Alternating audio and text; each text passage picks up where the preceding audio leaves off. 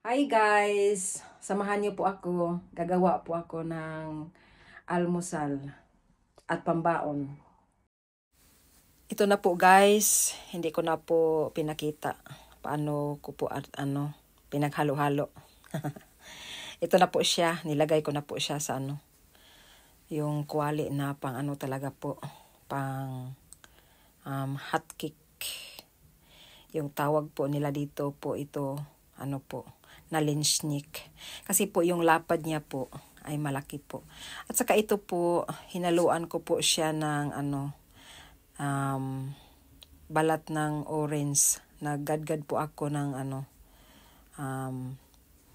orange para po, mabango siya konti. Ito na po siya guys. Luto na po siya.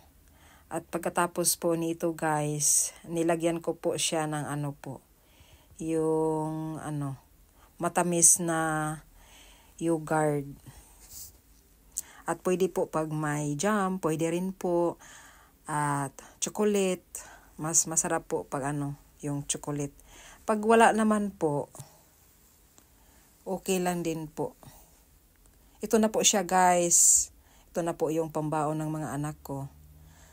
Thank you for watching guys.